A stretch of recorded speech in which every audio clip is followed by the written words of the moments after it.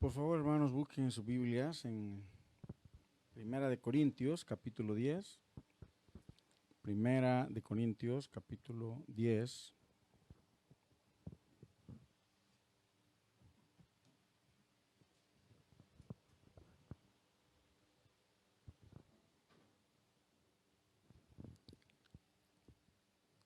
Téngalo ahí, vamos a leer una porción dentro de un momento. Padre, gracias por tu palabra, que bendita, Señor, ayúdanos, ministranos. Glorifica tu nombre, Señor Jesús, en cada uno de nosotros. Toca, Señor Jesús, cada corazón, y que esta palabra bendita pueda ser, Señor Jesús, un reto para cada uno de nosotros. Ayúdanos que la tomemos con alegría, con gozo, y que podamos, Señor Jesús, trabajar para que esta palabra se haga realidad en cada uno, Señor. En el nombre bendito de Jesús te adoramos. Amén. Amén. Estaba recordando en estos días alguna etapa de mi vida de estudiante. Y de las etapas más difíciles era cuando llegaban los exámenes. Uno quisiera que el estudio fuera solo recibir clases, ¿verdad? Y que por asistencia le dieran a uno el certificado, el diploma.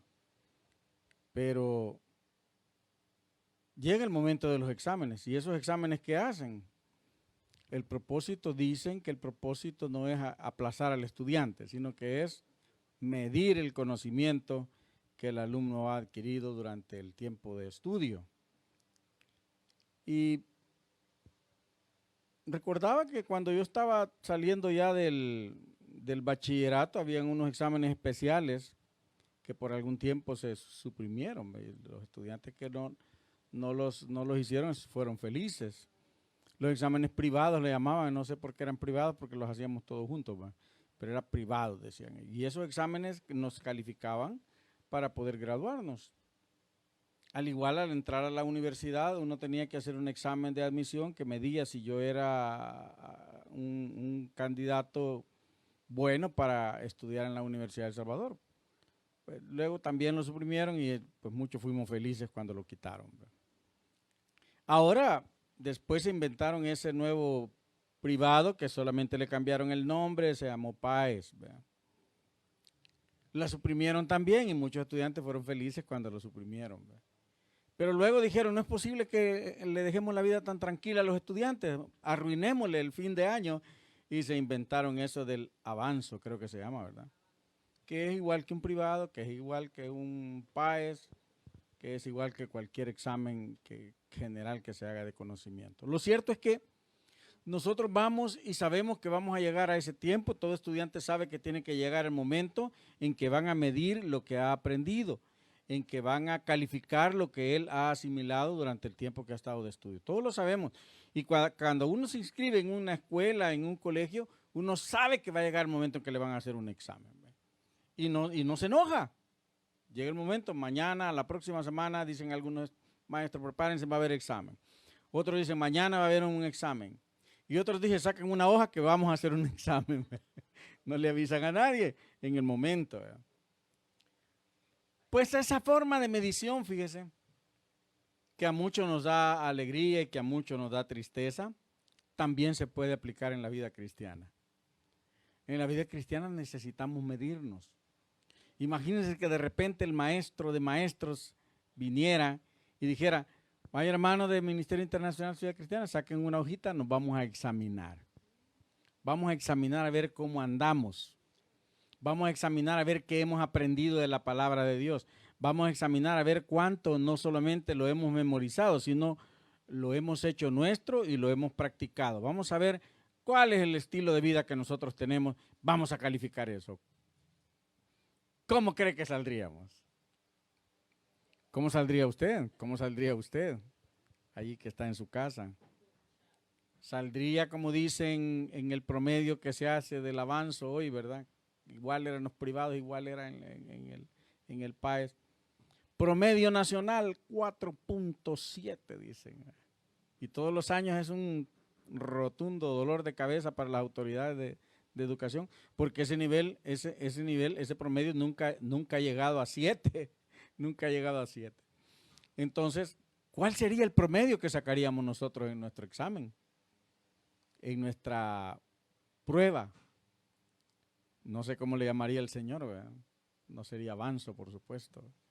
¿Cuál sería el promedio que usted y yo sacaríamos en esa prueba?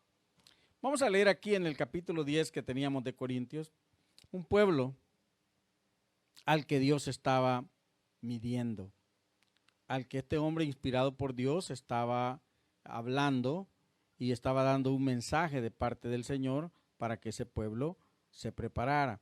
Dice capítulo 10, verso 1 de Corintios, primera de Corintios: porque no quiero, hermanos, que ignoréis que nuestros padres todos estuvieron bajo la nube y todos pasaron el mar.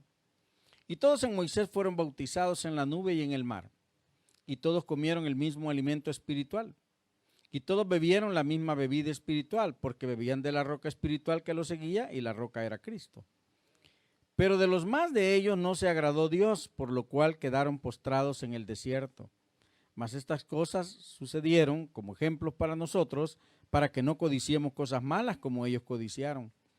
Ni seáis idólatras como algunos de ellos, según está escrito: se sentó el pueblo a comer y a beber y se levantó a jugar.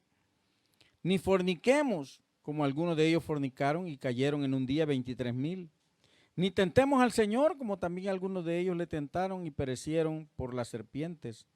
Ni murmuréis, como algunos de ellos murmuraron y perecieron por el destructor.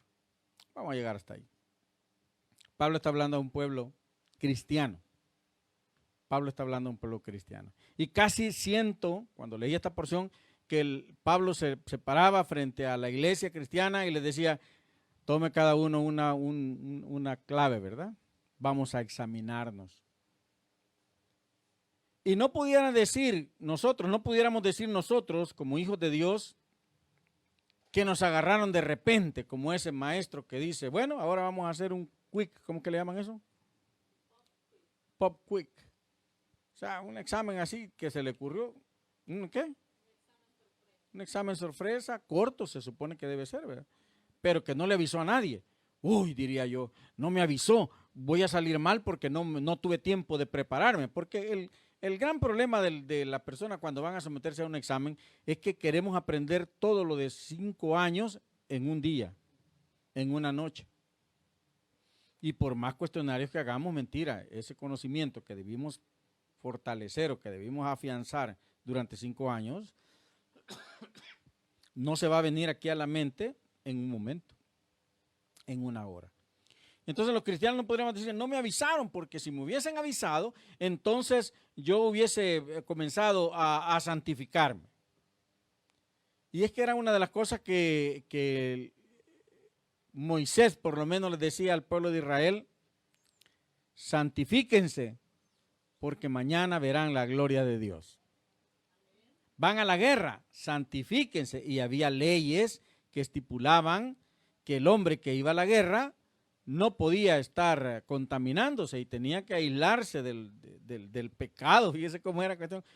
Hermanos, no dejemos de pecar, porque el Señor va a venir el próximo domingo. Oye, el Señor va a venir y nos va a examinar el próximo domingo, así que durante esta semana no peque, por favor.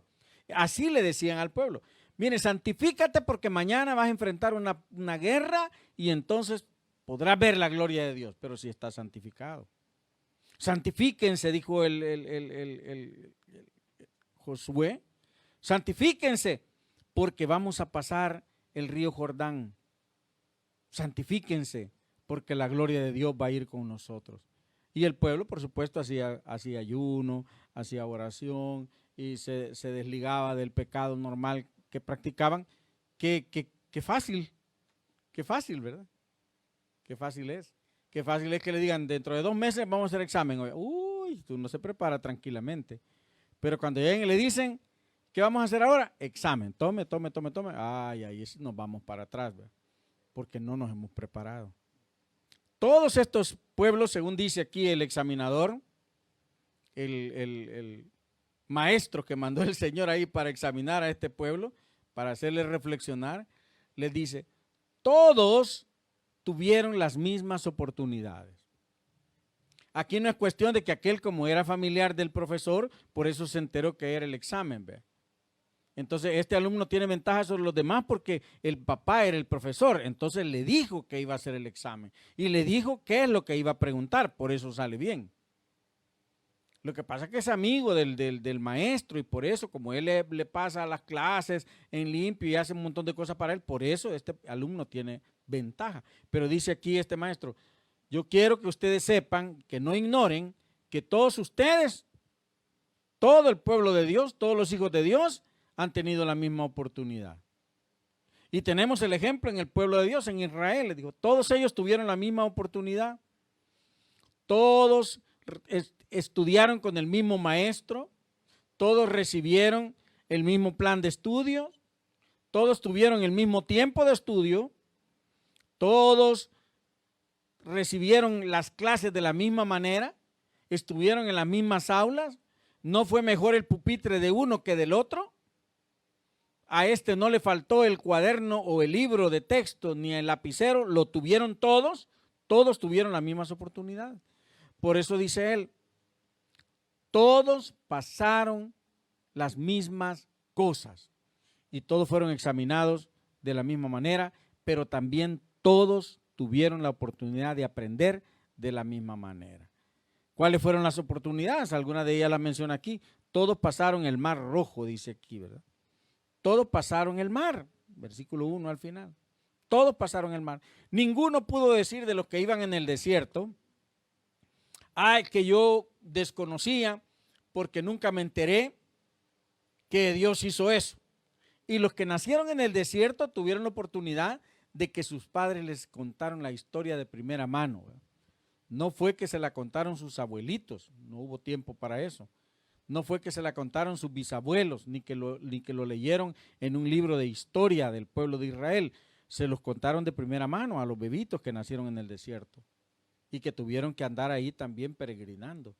Pero la mayoría de ellos vivieron las experiencias, pasaron el Mar Rojo, todos ellos fueron liberados de la muerte, todos ellos pudieron ver la mano de Dios haciendo ese milagro maravilloso, que el mar se abriera para que ellos pasaran en secos.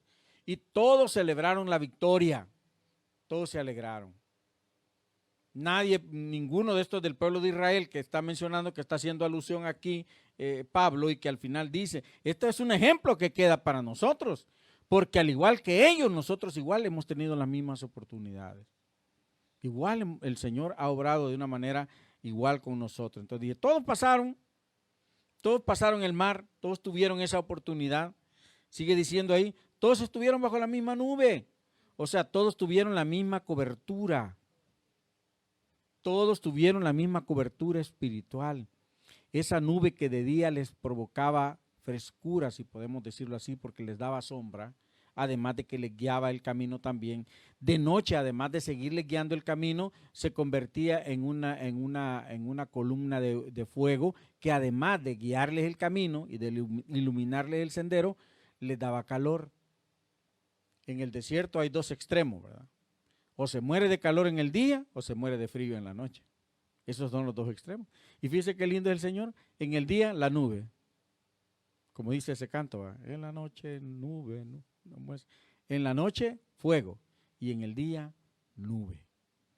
Y así el pueblo podía caminar. Y este pueblo caminó sin descanso por mucho tiempo, por muchos días sin parar, hasta que la nube se detenía o la columna de fuego se detenía.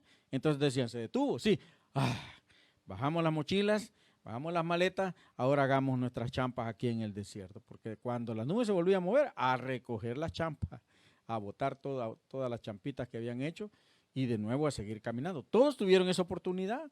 La nube los cubrió a todos. La llama, la columna de fuego los cubrió a todos, los guió a todos, los calentó a todos. Todos tuvieron la misma cobertura. La misma nube que infundía temor a este pueblo que estaba en el camino, le infundía temor al otro y era a favor de ellos. Todos tuvieron esa misma oportunidad. Todos tuvieron esa ventaja. Todos, dice también, comieron el mismo alimento. Se dio el problema en la iglesia primitiva, ¿verdad? Lo que pasa es que como estos hombres que dirigen la iglesia son hebreos, ellos tienen preferencia por las ancianas y las viudas hebreas. Entonces a las ancianas y las viudas hebreas les dan de comer primero y les dan mejor comida. En cambio a las griegas y a las que son de otras naciones que están aquí, no. Y se dio el gran problema. Aquí todos comieron de la misma comida. Cuando el alimento que sacaron de Egipto, que no debe haber sido mucho, se puede imaginar unos 70,000 personas caminando, ¿cuánta comida pudo llevar cada persona si iban a caminar no sé cuántos años? Ellos nunca se imaginaron que caminarían tanto. Quizás dijeron, no, para salir de aquí, quizás una semanita y Dios ya nos va a tener tranquilos donde vamos a estar. Pero se les acabó la comida. Se les acabó la comida. Entonces todos comieron de la misma comida. ¿Y qué es lo que comían? Esa hojuela que caía del cielo, que ellos dijeron, ¿y esto qué es? ¿Qué es esto? Maná, ¿verdad? La expresión de ellos, y le quedó el nombre ese, maná, hasta hoy. Todavía hay una panadería que dice que hace, ¿qué es esto? Hace pan que se llama maná, y ellos comían de lo mismo. Lo comían de diversas formas, según era la creatividad de cada familia, debe haber sido. Recogían en las hojuelas, las molían, las amasaban y hacían tortillas unos, quesadillas los otros, pancito el otro. Me imagino que los hacían de diferentes maneras. Pero era el pan que Dios les daba a todos.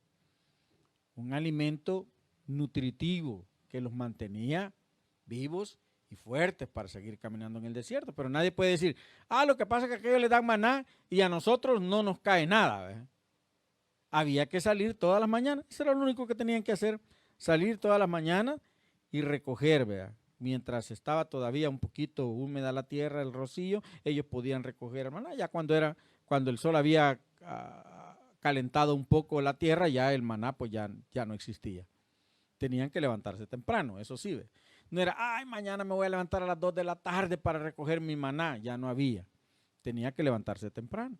Pero todos los días ese alimento caía para todos.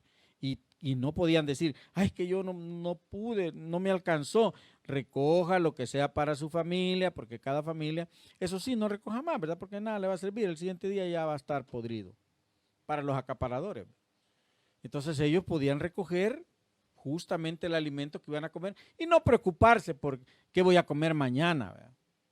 ¿Qué voy a comer mañana y qué voy a hacer mañana? Ellos sabían que mañana iba a caer el maná. Todos comieron del mismo alimento. Todos pudieron ver cada mañana el milagro de Dios que derramaba alimento sobre su vida. Todos los hijos de Dios, podemos ver cada día el milagro de Dios que pone alimento en nuestra mesa. Todos cada mañana, posiblemente hoy estemos preocupados, pero mañana Dios siempre pone el alimento en nuestra mesa, de una manera o de otra manera, de una manera o de otra manera. Y todo lo podemos experimentar, esta gente todo lo experimentó, todos tuvieron la misma oportunidad del alimento, todos vieron ese alimento, todos dijeron, no, ya estamos un poquito hartitos de tanto pan, ¿verdad? Queremos comer carne, allá en Egipto comíamos, y Dios me envía codornices. En un principio, un poco molesto Dios, ¿verdad? Según lo dice la Escritura, envía las codornices y estaban tan hambrientos de comer carne que hasta se las han de haber comido cruda, ¿verdad? Y entonces dice que murieron un montón a causa de que les hizo daño las codornices. Tanta codorniz, ¿verdad? Comieron hasta la saciedad y se enfermaron y muchos murieron, ¿verdad? Porque comieron más de la cuenta. Entonces muchos estaban muriendo este tiempo por comer más de la cuenta también, ¿verdad? Entonces Dios todos los días le dio a todos, tanto los pajaritos por las tardes como el maná por las mañanas, caía para todo el pueblo. No había de que, no, tú no eres de esta tribu, no, este es para la tribu, no, era para todos, para todos. Todos experimentaron eso, la bendición de Dios estuvo con todos. Todos bebieron la misma bebida. No había tales, ¿qué quieres? ¿Qué quieres? No, es que a mí no me gusta la coca, ¿verdad? A mí me gusta la cola champán. Y aquí solo dan de uva, y yo no quiero de uva. Todos bebían la misma bebida.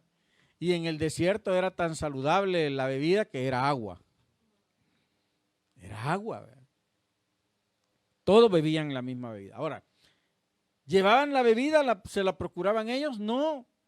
Igual el agua se les terminó a los pocos días de haber salido de Egipto. Cuando llegaron a un lugar donde había agua y dijeron, aquí está rico, vamos a saciar la sed, el agua estaba podrida. podrida.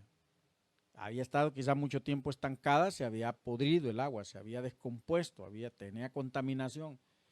Entonces empezaron a renegar y Dios le dijo a Moisés, tírale de este árbol, mira, échale ahí.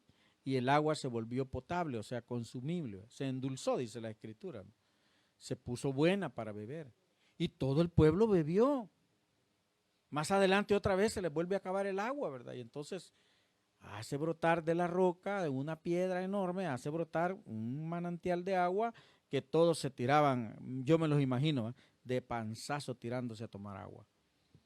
Porque el agua era suficiente para todos. Y así, a todo lo largo del camino en el desierto, dice aquí, fíjese, la roca le seguía. No sé cómo es que le seguía la roca. Me quiero imaginarme si es esa roca como la de Indiana Jones, ¿verdad? Que iba dando vuelta, ¿verdad? Que iba la roca siguiendo. Me imagino que aparecía la roca donde el agua no se les terminaba. Hasta que Dios otra vez volvía a proveer agua. Al igual que la ropa no se les desgastó, al igual que las sandalias no se les desgastaron. Durante 40 años no tuvieron que detenerse a fabricar zapatos ni a fabricar ropas nuevas, porque la ropa les duró todo el tiempo.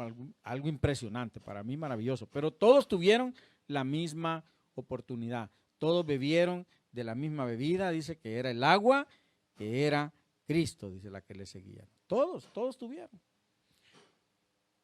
Todos nosotros como hijos de Dios tenemos las mismas oportunidades también.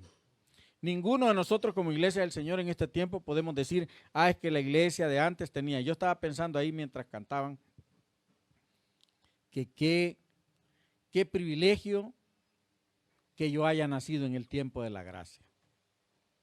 Y me puse a pensar, si yo hubiese nacido en el tiempo que no era el tiempo de la gracia, ¿qué hubiese sido de mí? ¿Cómo hubiera terminado mi vida? ¿Cuál hubiese sido mi destino, espiritualmente hablando?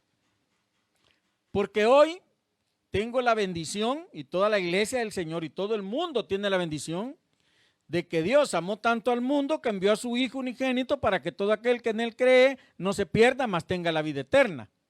Ese es un regalo. Y el regalo maravilloso es que aún siendo pecadores, Cristo nos amó tanto que dio su vida por nosotros. Es un regalo maravilloso. Y no pues, no es que Cristo dio su vida solo por los de Guatemala. Es que Cristo dio su vida solo por la iglesia esta. Él solo dio su vida por esta raza. Solo dio su vida por esta nación. No, dio su vida por todos. Por toda la humanidad. Así que todos tenemos la misma oportunidad. Todos disfrutamos de la misma oportunidad. Cosa que no tenían antes. Antes la paga del pecado era muerte. La paga del pecado era muerte. Y cuando el pueblo pecaba, moría. Esta muerte que le menciono yo, de la gente que comió exceso de carne de codorniz, por la gula. Por la gula. Quizás pensaron que jamás iban a volver a comer y tragaron y se murieron. Pecado, la gula es pecado.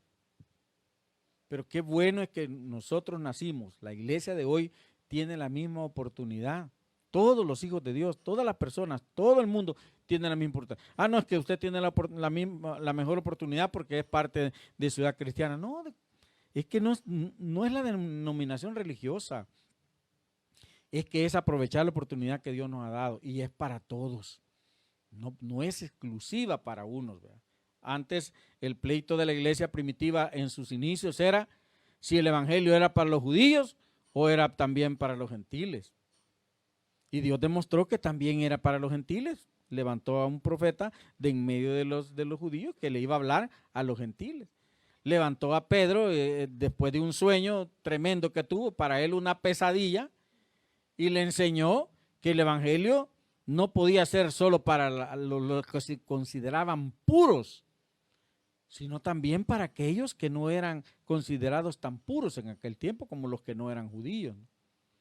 Entonces el evangelio fue para todos, la misma oportunidad. La iglesia primitiva dio la oportunidad y Dios abrió la oportunidad a partir de Cristo para todos, judíos o no judíos. Así que todo el mundo en este tiempo tenemos la misma oportunidad. Y la oportunidad ahí está frente a nosotros. Ahora, ¿cómo estamos aprovechando esa oportunidad? ¿Cómo estamos aprovechando esa ventaja? Todos pudiéramos decir, estamos cubiertos por la misma nube. Todos hemos pasado el Mar Rojo, salimos de muerte a vida. Todos comemos del mismo alimento. Dios nos da alimento. Aún les contaba hace unos días que aún muchas veces, podemos decirlo claramente, hemos comprado sin dinero y sin precio, así como dice la Escritura. Parece una frase hecha eso, pero muchas veces, por lo menos yo, mi familia, hemos comido así, sin tener dinero, y Dios nos da el alimento. Pienso que a mucha gente le pasa lo mismo. Todos en este tiempo también hemos bebido la misma bebida espiritual. De Cristo bebemos todos. Si nosotros queremos de verdad alimentarnos, nutrirnos y calmar nuestra sed, Cristo está ahí disponible. Y vea que aquí sí yo siento que acá donde usted y yo vamos, Cristo va con nosotros. Y está listo y atento para que solo digamos, ay, me duele. El Señor está ahí para vender. Todos tenemos la misma oportunidad. Ahora, ¿cómo estamos reaccionando nosotros ante esta? ¿Cómo reaccionó esta gente ante esas oportunidades? Cómo ellos tomaron estas oportunidades y estas ventajas que tenían, porque este pueblo sí tenía ventaja con relación a los demás pueblos. El pueblo de Dios tiene una ventaja en relación a aquel pueblo que todavía no ha recibido a Cristo. Pero si yo tengo todas esas bendiciones, si yo tengo todas esas ventajas, si yo tengo todo ese mismo trato que tienen los que han recibido a Cristo, entonces ¿cómo estoy reaccionando? ¿Cómo estoy viendo? Si me pasan un examen, ¿en qué estaré fallando? ¿Cuál es mi materia en la que soy más fuerte? A mí me decían, ¿y usted qué es la que más le gusta? Mira, a mí la materia que más me gusta, después de que me dieron una variada cuando tenía 9 años, matemática, ¿verdad? Después de que el maestro que yo tenía, el maestro que tenía sí me motivó, me dijo, inclínate aquí, hijo mío, sobre el pupitre, ¿verdad? Y se puede imaginar aquellas nalguitas bonitas de los niños, ¿verdad? Cuando tienen 9 años. ¿Qué querés? ¿Leche o chocolate, hijo? Deme la mezclada. Empecé a aprender matemáticas. Y en mi vida de estudiante, dicen, mi hijo me estaba recordando, mi hija me estaba recordando que yo les daba clases a las compañeritas de ellas de matemáticas. Yo no recuerdo esa parte de mi vida. Pero las matemáticas se hicieron fuertes. Entonces, ¿cuál es el fuerte que nosotros tenemos como cristianos? Siempre uno tiene un fuerte. Pero como hijo de Dios, tenemos que ser fuertes en todo, ¿verdad? Global. Tenemos que ser fuertes en todas las áreas de la vida cristiana. Veamos qué dice aquí.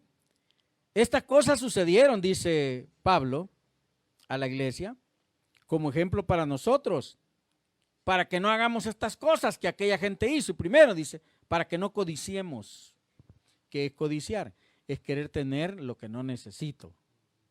Solo porque entré a esta tienda que tiene nombre de un billete y hay muchas cosas ahí que se ven bonitas, que se ven atractivas y supuestamente están baratas, entonces pasa la gente frente a la tienda y dice, y se mete a la tienda, gasta 20, 25 dólares, lo menos que va a gastar son 15 dólares ahí, por cosas innecesarias, que no necesitan. Bien pudo haber comprado 15 dólares de comida, pero compró 15 dólares ahí y no las necesita. Eso es codicia. Tener cosas y querer tener más solo porque están ahí, o querer tener las cosas que los demás tienen aunque no me hagan falta. Codicia. Esta gente codició, dice, ellos codiciaron cosas malas como ellos codiciaron. Codiciaron tener lo que los pueblos vecinos tenían, codiciaron vivir como los pueblos vecinos vivían, codiciaron hacer las mismas cosas que los otros hacían y eso los enfermó, los dañó. La codicia es una de las enfermedades peores que el COVID-19, porque la codicia nos lleva de verdad a la frustración completa de nuestra vida. Si uno no logra sanar esa enfermedad, muere codiciando cosas, ¿verdad? Entonces dice, nosotros no debemos de codiciar. Si ellos se volvieron codiciosos, debemos de evitar la codicia, ¿verdad? La codicia incluso, fíjese que se vuelve, hablando como, bueno, podemos decir nosotros, pero eso es normal en la gente. No, pero en los cristianos también. Hay cristianos que codician tener los que en algún tiempo yo reconocí como privilegios en la iglesia del Señor. Decían en las iglesias antiguas, cuando yo nací en la iglesia, la costumbre era, ahora vamos a formar la fraternidad de varones, ahora vamos a formar el concilio misionero femenil. Nosotros creo que hemos oído hablar de esas cosas. La sociedad juvenil, la sociedad de jóvenes con su presidente, su vicepresidente, su vocal, su secretario y una directiva, ¿no? Y entonces la mayoría de gente anhelaba tener eso, anhelaba, y muchos se frustraban cuando no podían ser parte de eso. Y como era elección, cuando no eran elegidos, se enojaban y empezaban a vociferar cosas feas y a armar grupos en contra de este que sí ganó y en contra de aquel que lo puso, y que aquí hubo fraude, codicia por las cosas espirituales pudiera ser. Yo para seguir al Señor y para servir al Señor no necesito ser el presidente de nada. No necesito ser el secretario de nada. Eso no me cualifica para entrar al cielo. Cuando en el cielo yo vaya a entrar y me pare delante del Señor, no me va a preguntar cuántos privilegios tuviste, hijo. Ni me va a decir cuántos títulos obtuviste en tu vida cristiana, hijo. ¿Tuviste cuántos doctorados, cuántos diplomados, cuántos? No me van a servir de nada. No me van a servir de nada. Pero mucha gente codicia eso. Ah, no, yo quiero tener esto, yo quiero tener, porque se quieren sentir, y algunos incluso ya no se satisfacen con que le llamen hermano, ahora tienen que decirle el doctor, el presbítero, otros se ponen, ¿verdad? ¿Cómo le llaman ahora? El apóstol, ¿verdad? El apóstol tal. Ay, la gente se siente como que fueran, si supiéramos de verdad, si hubiéramos vivido en la época de Pablo y de todos estos hombres, quiénes eran los apóstoles, cuáles eran sus papeles, qué es lo que ellos hacían, hombre, yo no quisiera que me llamaran así. Si no era una ganga. Ah, yo quiero ser el diácono. Sí, los diáconos en la iglesia se sentían fuertes y eran, ay, yo quiero ser diácono. Pero los diáconos eran los servidores de las mesas, los meseros de la iglesia, pues. No eran gente especial, tenían que ser buenos cristianos, eso sí. Pero ¿para qué hacían? Servir las mesas. Eran los servidores del pueblo. Y los que ministramos, que alguna vez decimos que somos siervos de Dios, se nos olvida muchas veces que somos eso, siervos, o sea, servidores. O sea, somos los sirvientes del pueblo de Dios. Los que atienden, los que sirven al pueblo de Dios. Entonces no tenemos ningún privilegio. La gente que está sentada y a quienes nosotros servimos tienen más privilegios que nosotros, porque ellos esperan que nosotros les sirvamos. En cambio, nosotros somos los que servimos. Sin embargo, nos sentimos más grandes muchas veces y queremos esos puestos. Si no los tengo, soy malo. Codicia, codicia. Luego dice aquí, ni seáis idólatras como algunos de ellos. La idolatría fue algo que persiguió al pueblo de Israel desde antes de salir de Egipto. Cuando ellos entraron a Egipto no conocían a otro Dios más que a Jehová, del que les hablaba Jacob. Pero cuando vivieron esos 400 años en Egipto conocieron muchos dioses, se relacionaron con mucha gente, quizás practicaron mucha idolatría, hicieron suyos a muchos de esos dioses, tales que los fueron cargando en el desierto. Los fueron cargando en el desierto. Andaban allí y en el desierto, además de Jehová, ellos tenían sus diositos ahí guardaditos, a quienes le seguían guardando culto. Idolatría. La idolatría es algo que la iglesia del Señor todavía también puede practicar aún sin darse cuenta, aún sin saber. En algún momento de mi vida yo dije, no, estas son prácticas, ¿cómo le llaman a esto? Culturales, ¿verdad? Son prácticas culturales, ¿no? Vamos a respetarlo, por supuesto. Yo no voy a ir jamás a despotricar ni a hablar en contra de nada de lo que la gente quiera hacer o por qué lo hace. Pero sí, hasta fotos y video y todo eso. No, estas son expresiones culturales. Es idolatría. Eso es idolatría. Y nosotros muchas veces nos hacemos parte de la idolatría. Nos volvemos parte de la idolatría cuando creemos que solo este personaje es el que tiene la verdad. Y yo voy a seguir a este, yo lo voy a seguir a, como decía mi mamá, con este aunque no me harte, decía mi mamá. Idolatría. Se vuelve idolatría. Hay gente que idolatra a sus líderes, hay gente que idolatra a sus denominaciones religiosas, hay gente que idolatra a su familia incluso. los ponen como en un pedestal como dioses, ¿vea? Idolatría, la idolatría nos invade de muchas maneras. Este pueblo fue muy idólatra. Se sentó el pueblo a comer y a beber y se levantó a jugar. Quiere decir, ellos se sentaban, comían, recibían la bendición de Dios, pero se levantaban a seguir diciendo que eran cristianos. Y muchos cristianos viven así en este tiempo. O sea, nos sentamos, asistimos a los cultos, practicamos muchas cosas y después salimos a jugar a ser cristianos. No somos realmente cristianos. Este pueblo actuaba de esa manera. Ni forniquemos, dice, como algunos de ellos fornicaron y cayeron en un día 23,000. Mire, en un día 23,000 por haber pecado, es que de verdad rebalsaron la paciencia de Dios. ¿Verdad? Lo cierto es que Dios dijo, no te vas a mezclar con esta gente que están aquí, ni los hombres con las mujeres, ni las mujeres con los hombres de estas naciones, porque son idólatras. No se van a mezclar con ellos. Ah, no, pero los señores los vieron bien bonitas las muchachas, vieron bien guapos a los muchachos y se relacionaron con ellos. Y empezaron a tener relaciones con ellos a escondidas porque la ley no les dejaba hacerlo. Entonces fornicaron y empezaron a hacer de su vida un desastre total. ¿Y qué dice Dios?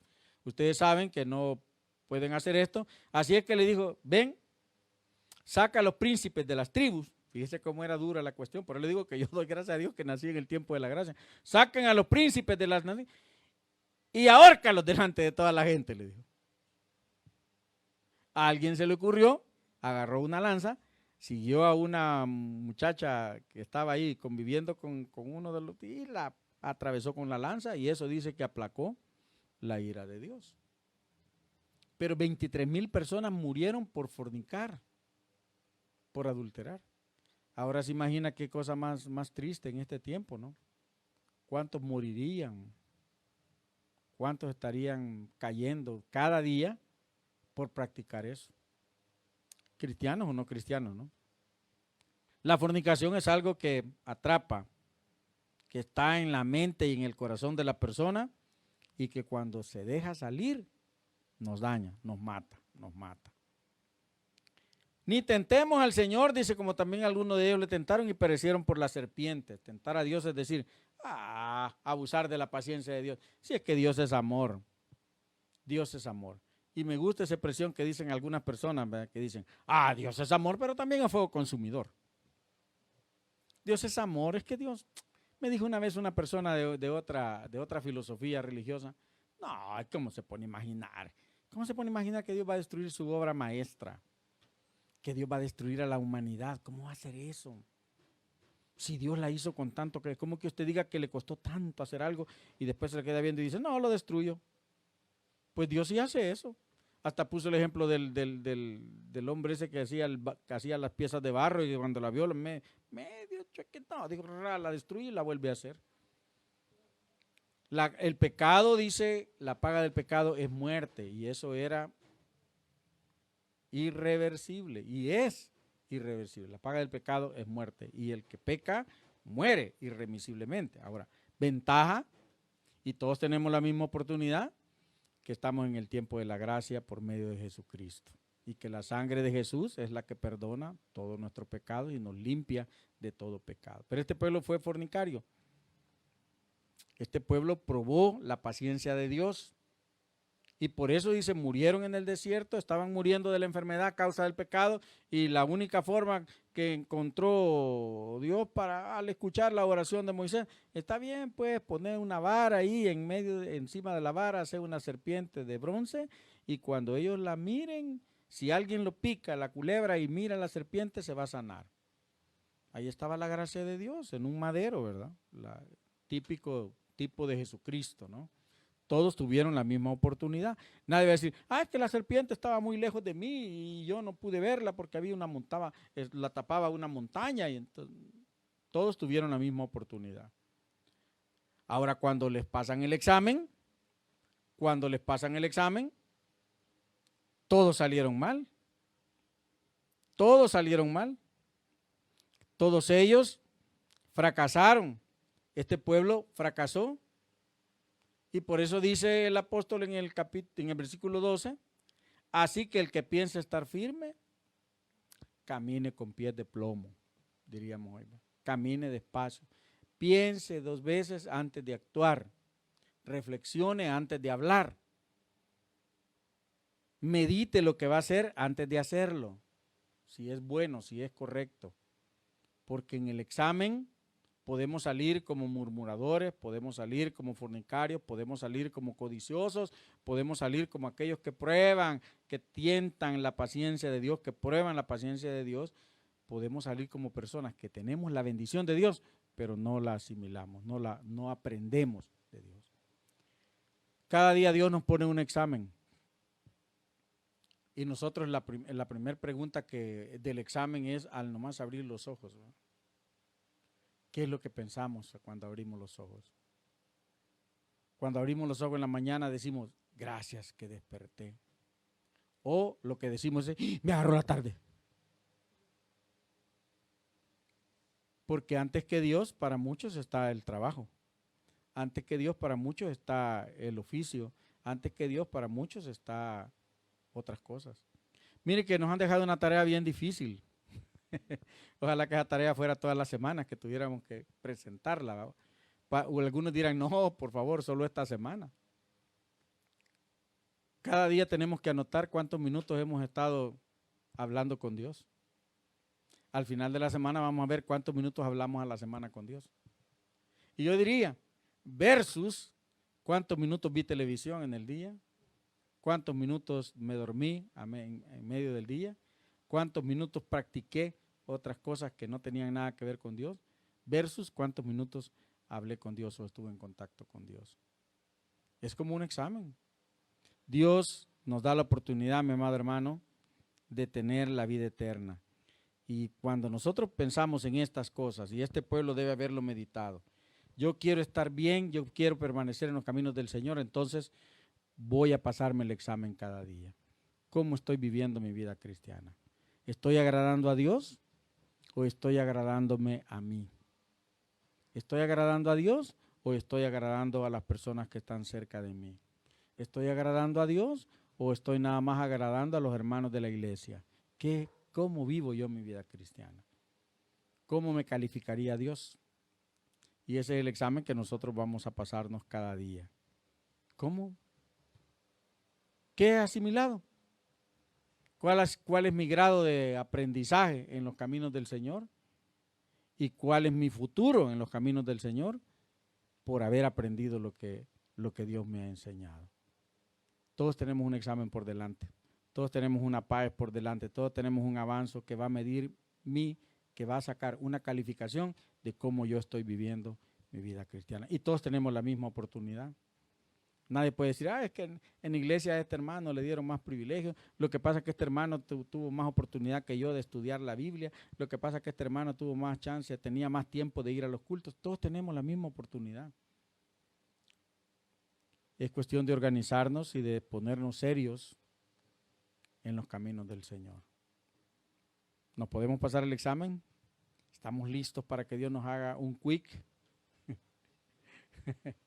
Y que nos agarre de sorpresa. Bueno, hijitos míos, saquen su papelito y empiecen a escribir, ¿verdad? Todos los días. Como dije yo una vez, ¿verdad? Todos los días. Todos los días hay que examinarnos. Así que el examen para los hijos de Dios no es una vez a los 3 años, al final de cada ciclo escolar, ¿verdad? No, es todos los días, todos los días. Y así, y no es una medida que le interesa a Dios, es una medida que nos interesa a nosotros. Así que examinémonos. Todos tenemos la misma oportunidad, todos tenemos la misma bendición, todos disfrutamos de las mismas bendiciones de Dios. ¿Cómo estamos nosotros valorando lo que Dios nos ha dado? Dios, ayúdanos. Sabemos que la vida que nosotros nos rodea, la sociedad en la que nos ha tocado vivir, en la que hemos nacido, es muy difícil, muy dura. Hay muchas cosas que nos distraen, muchas más cosas que nos distraen hoy que antes. Pero Señor, con todo también tenemos la misma oportunidad, Señor, porque tú eres el que nos cubre cada día, el que nos provee, el que nos bendice. Ayúdanos, Señor Jesús, a valorar cada bendición recibida de ti. Ayúdanos, Señor, a sopesar las bendiciones que tú nos entregas. Ayúdanos, Jesús, a ser como tú quieres que seamos. Y que cuando tengamos que examinar nuestra vida cristiana, porque tú no necesitas examinarnos, pero nosotros sí necesitamos examinarnos.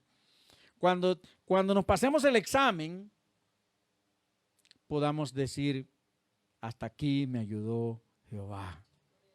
Que la bendición tuya permanezca con nosotros y que podamos ser los hijos que tú quieres que seamos para gloria y honra de tu nombre. Aleluya. Que el Señor lo bendiga abundantemente. Recuerde, examínese cada día.